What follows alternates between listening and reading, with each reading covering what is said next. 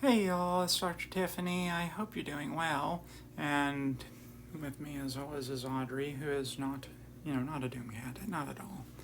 And that doesn't mean that there's going to be bad news. Oh wait, yeah it does. Okay, I have significant news about COVID. It is kind of bad news actually. It's fairly bad news.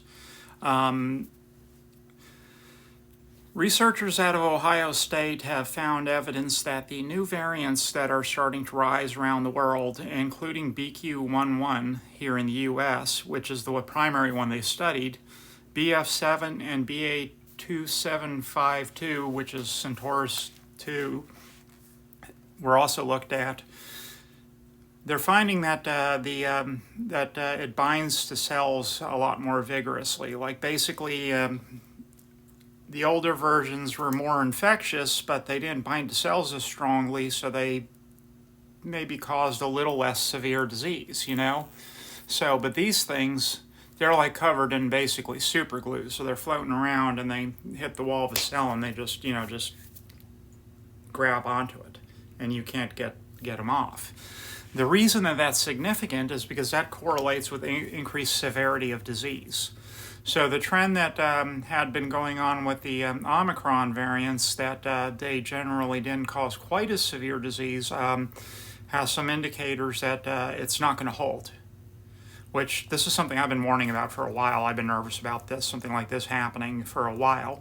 And there's evidence in real world to back it up. In Germany, BQ.1.1 has been causing a large wave there. And you can see this curve right here. The summer wave is about equal to the one they're experiencing right now, except the summer wave was more prolonged, so you would expect more cumulative hospitalizations and deaths towards the end, but they peaked at 125 deaths a day during the summer wave. They're at 160 deaths a day right now during the BQ.1.1 wave. That's a significant rise. That's about a 30% rise in mortality, okay? That's a big deal. So I think we're going to be in some trouble here because BQ.1.1 is here, okay? That's what's causing that yellow all over New England, which this was last week, this is this week. It's spreading in area. You can see that there's more of it in the upper Midwest as well, spreading in area. So, and you can see the percentages. The fall from last week has stopped, and now the high and mediums are rising again. So not only are we about to get another wave, but this one may actually be deadlier. Boosters work though.